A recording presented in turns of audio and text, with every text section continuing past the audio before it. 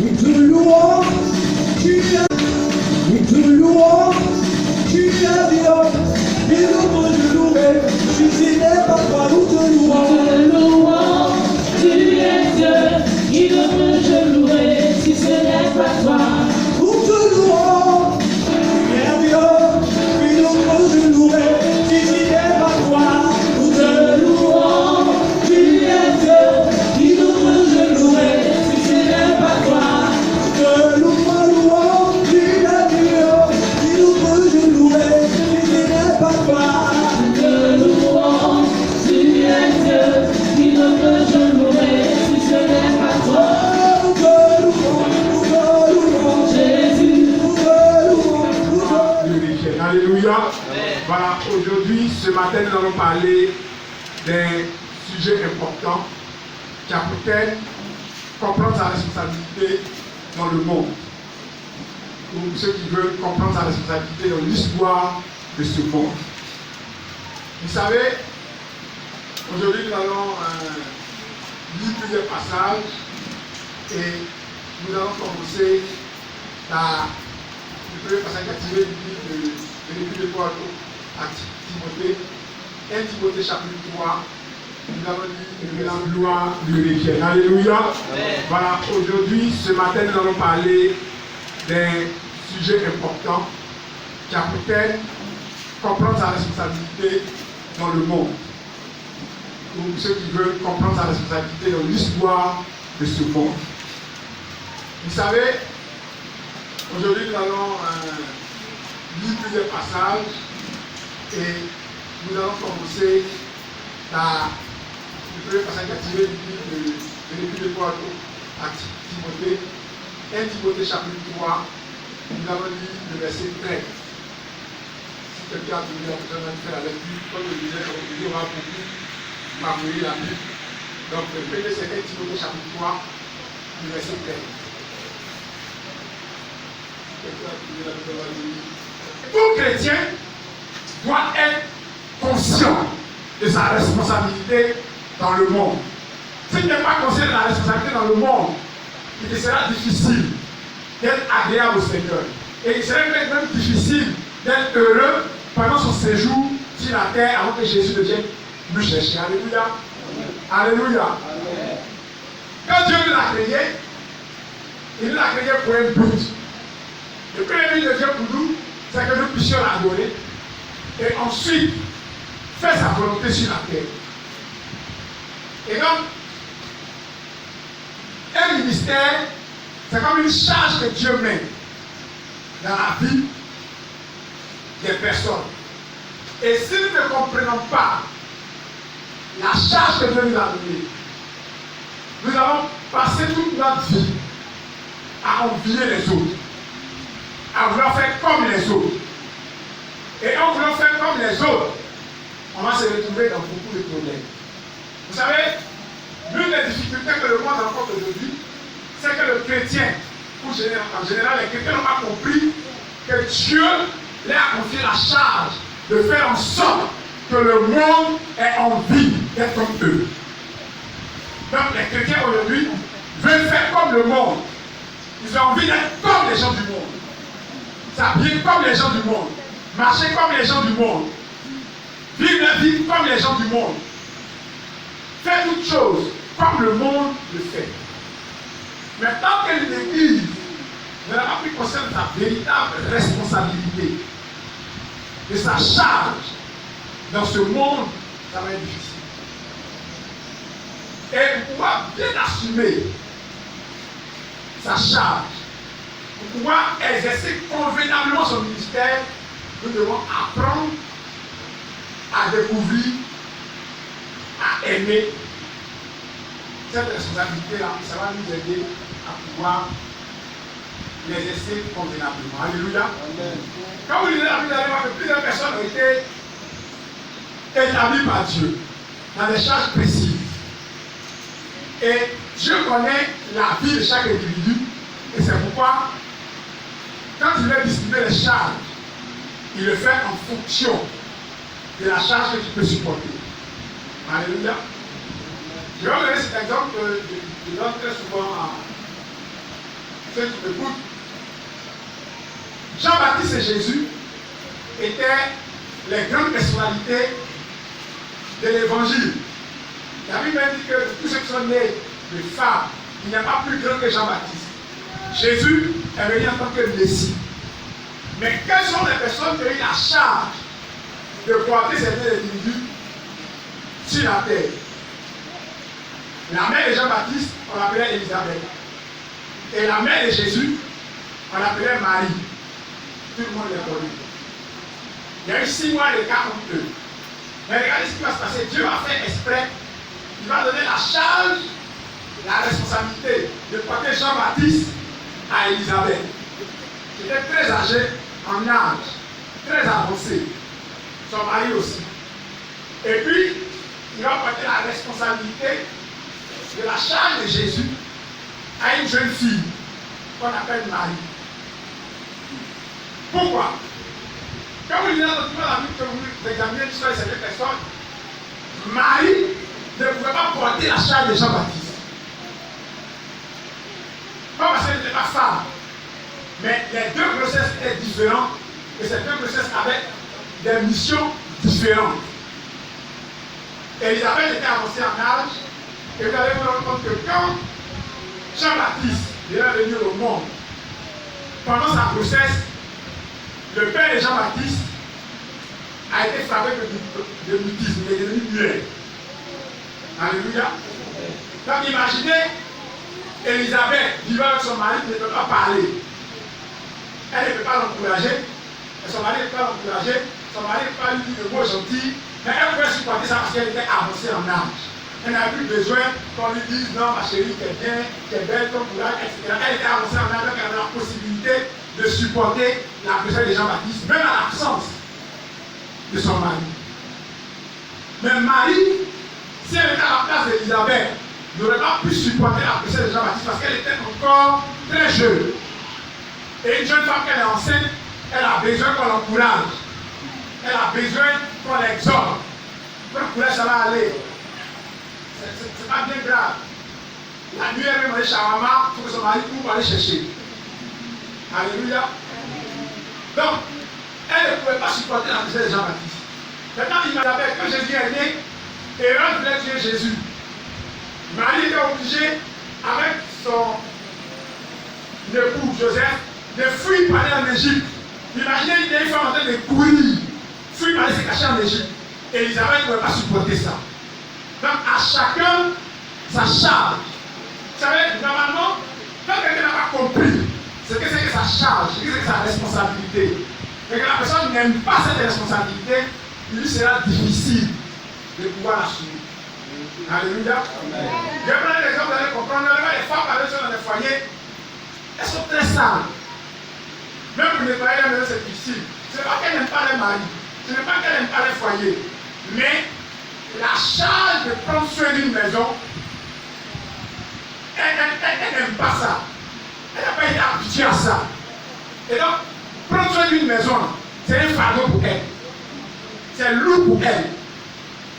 Elle aime bien son mari, mais laver les habits régulièrement, c'est un fardeau sur sa tête. Alléluia. Donc, quand il n'a pas appris à aimer une charge que Dieu te donne, quand il n'a pas appris à comprendre une charge, il sera difficile d'assumer. Alléluia. Vous savez, quelque chose que tu n'aimes pas, tu le fais avec beaucoup de paresse. Tu le fais avec beaucoup de murmures. Ça dirait comme un problème pour toi. Ça dirait comme si on te forçait à le faire. Et donc, la Bible dit que ceux qui exercent convenablement le ministère, ils acquièrent un rang honorable et une grande assurance dans la foi en Jésus. Donc, assumer sa responsabilité te donne d'acquérir un rang honorable. Tu veux que les gens t'honorent. Fais ce que tu as fait avec tout le zèle que tu as. Mais, quelle est notre responsabilité principale en tant que chrétien? En tant que chrétien, nous avons une responsabilité qui se divise en deux aspects différents. Nous avons d'abord une première responsabilité envers le monde, celle que Dieu a confiée à tous les chrétiens. Matthieu 28, verset 19. Allez, faites de toutes les nations des disciples, les baptisant au nom du Père, du Fils et du Saint-Esprit.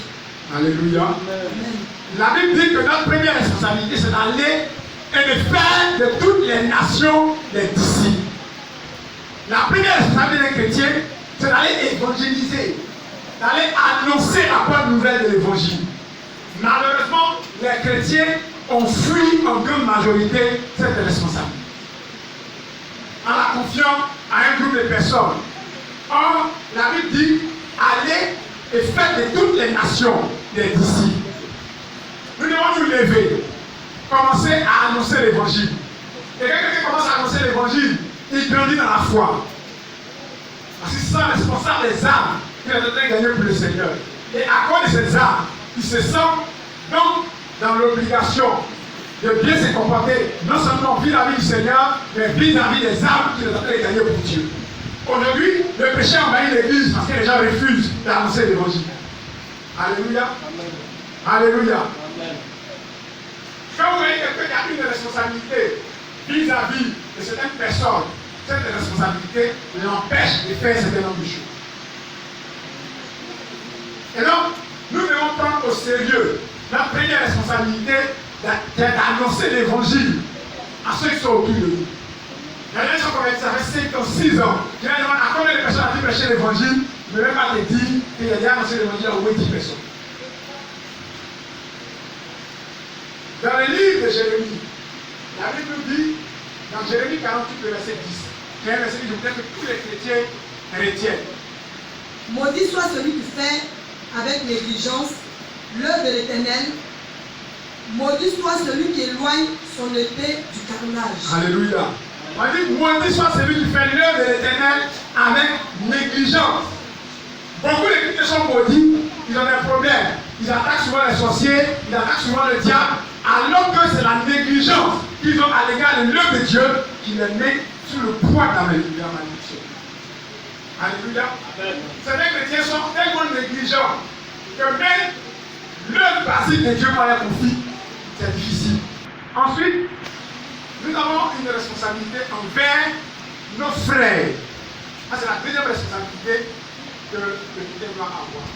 On va lire rapidement Matthieu 28, le verset 20. Et enseignez-leur à observer tout ce que je vous ai prescrit. Et voici, je suis avec vous tous les jours jusqu'à la fin du monde. Et ce que tu as entendu de moi, en présence de beaucoup de témoins, confie-le à des hommes fidèles, qui soient capables de l'enseigner aussi à d'autres. Jésus disait, et enseignez-leur à observer tout ce que je vous ai enseigné. Alléluia. Donc quand nous amenons quelqu'un à Christ, notre responsabilité est d'enseigner les frères. Beaucoup de chrétiens sont ici. Ils sont capables de prendre en charge les nouveaux frères qui viennent. Il y a des églises qui arrivent, il y a nouveau, personne ne sait que c'est nouveau. Quand le truc finit, amen, amen, c'est terminé. Avant peut-être le pasteur, que personne ne s'est empêché de toi, les frères entre eux, c'est entre eux qui se connaissent pas. Et tellement ils ne s'intéressent pas aux âmes. Même quand il y a un nouveau, d'abord les gens ne savent même pas que celui-là est nouveau, il est venu. Ou bien, ils savent, mais c'est qui ça encore? C'est qui ça? Comme si le nouveau est venu depuis l'équilibre qui régnait entre eux.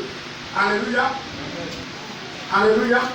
Alors que dans une église normale, quand quelqu'un dit qu'il est nouveau, il va sortir au moins 3-4 personnes qui s'approchent de lui, mon frère, bonjour, comment tu t'appelles, t'habites où? C'est la première fois qu'on te voit ici, effectivement. Et quand il y a comme ça les frères, les nouveaux qui viennent, sans qu'il y ait amour dans l'église. Alléluia.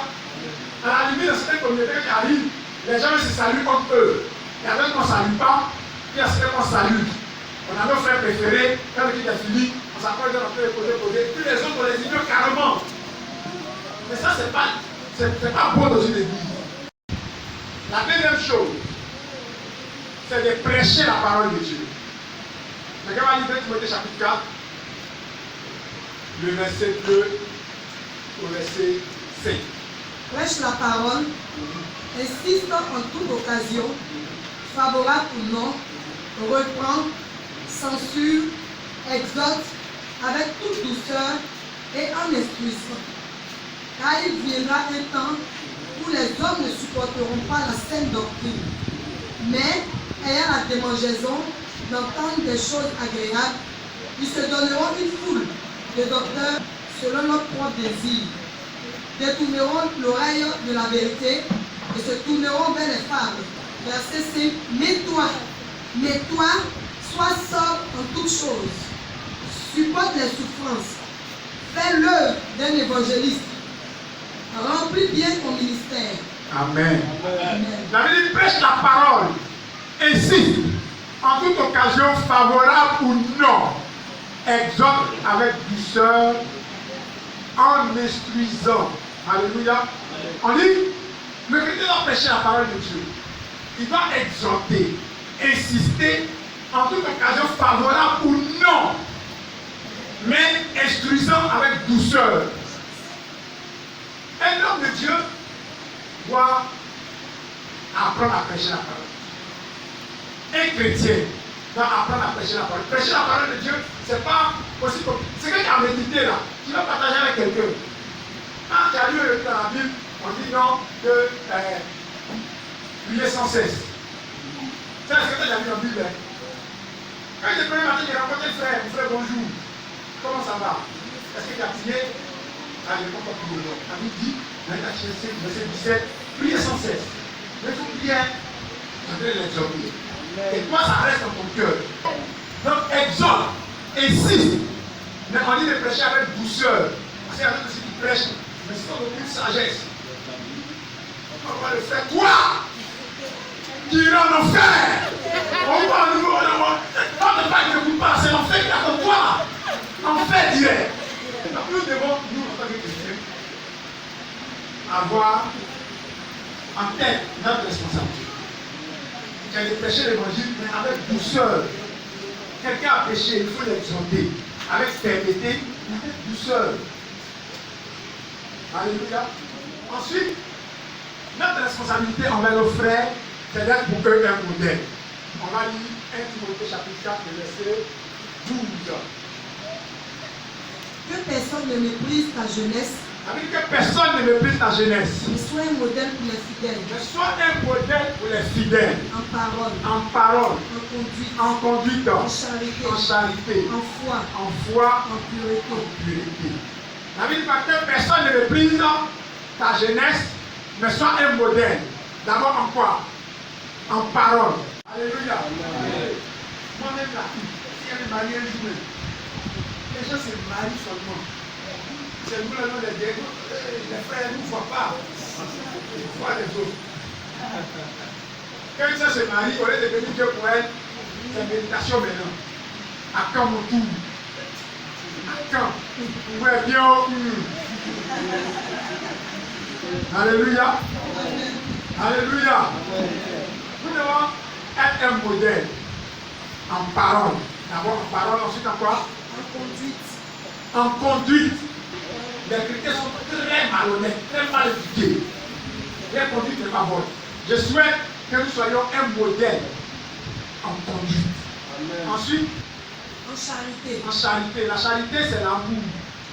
Que nous soyons un modèle dans l'amour. Nous devons nous aimer les uns les autres. C'est dans l'église même que l'amour a disparu. Les chrétiens ne s'aiment pas. À la limite, c'est tolère. Je vais revenir un peu sur un modèle en parole. Quelqu'un va lire le verset 17 de verset 2. Un cœur faux ne trouve pas le bonheur. Et celui dont la langue est perverse tombe dans le malheur. Alléluia. On dit celui dont la langue est perverse tombe dans le malheur. Il y a des gens, les langues tellement mélangées, perverties. Et ceux-là tombent tous dans le malheur. Les frères Christ, on est chrétiens. Mais si tu vois quelqu'un, par exemple, avec qui marche, qui passe tout son temps à te parler mal des autres, on va vérifier. Parce que de la même manière que tu parles mal des autres, c'est comme ça. Et quand elle aussi, elle te prend. On prend les essentiels. Vous devez être un modèle en parole, en conduite, en charité, en foi, et puis après quoi? En pureté. Donc nous devons être un modèle en foi. Nous devons avoir la foi. La foi, c'est la force pour faire l'impossible. Les chrétiens n'ont plus la foi en Dieu. Ils ont plus la foi en leurs frères. Ça veut dire dans l'église, écoutez-moi très bien. Afin de ne pas avoir la foi en Dieu et d'avoir la foi dans nos frères, beaucoup de frères quittent les églises. Il y a un frère qui s'est débuté quand il a prié, qu'il travaille. Tout le monde a la foi en lui. Quand il y a un problème, quand un chrétien a un problème, l'aide. Et chez le frère, à encourager les frères à réussir. Ne prenons pas nos charges, parce qu'en fait, quand un chrétien apprend ses charges de connaître sur quelqu'un, ça ne l'aide pas à évoluer. Est-ce que vous comprenez? Quelqu'un qui tend la main, s'il a un problème, frère X va m'aider. Il n'a plus la foi en Dieu. Il n'est plus un modèle de foi. Alléluia. Alléluia. Un bon chrétien, c'est celui qui a un modèle en foi, en charité, surtout en foi et ensuite en pureté. Le chrétien apprend à être pur. Il y a des chrétiens qui bloquent une bonne apparence. Quand tu le regardes comme ça, il marche au milieu de lui. Il est tellement simple. Quand il marche comme ça, il a peur d'écraser une bouche, même il va se fâcher. Or, son cœur pourri. Tu vois donc, devant l'église, elles sont brandies que c'est dans son nom voir. Comme ça, elle est sanctifiée dernier cri. Si tu regardes son cœur, alors que derrière tout ce fan de il y a plein d'Égyptiens cachés dans le sac. Et les Égyptiens sont enfouis partout. Alléluia. Alléluia. Vous devez être un modèle en pureté. Devant ou derrière les frères, vous devez être les mêmes. Il y a plein de chrétiens dans l'église. Vous avez pied ici. Si tu les vois à l'église, il a dit non, si je dis bien, que je vais sauver, si c'est la passion de Dieu, nous ne pouvons pas. Mais si vous n'êtes pas sauvé, vous ne pouvez pas. Il y a un témoignage qui m'a suivi, on avait un bon frère, qui on croyait. C'est le jour de la mort qu'on a découvert que le frère était très dangereux. Le frère est décédé. On a fait lutter pour voir comment on fait son miracle. Et le frère Benjamin va aussi travailler dans un endroit. Il va pouvoir faire sa collègue de service. Et il a dit, ah, c'est bon, notre frère, comme il était chrétien, donc lui, quand il meurt, fait les funérailles, chrétien.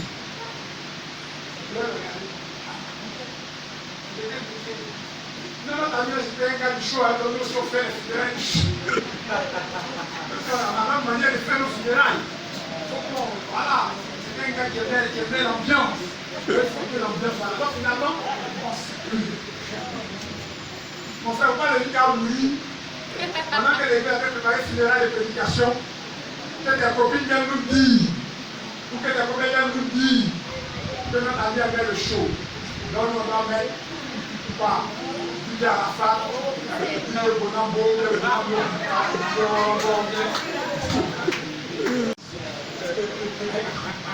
dimanche, je vais voir l'église, samedi sort, le matin, il n'y a même pas de l'église. Le vendredi, le samedi, on va voir le dimanche. C'est-à-dire, il veut multiplier les chances de réussite. C'est-à-dire, si c'est Maki qui sort, il faut qu'ils soient ramassés, et lui qui sort aussi, ils soient ramassés. C'est pas bon. Soyez un modèle en pureté. Que ça devant les frères ou derrière les frères, nous devons nous sanctifier. Que le Seigneur vous bénisse dans et vous bénisse dans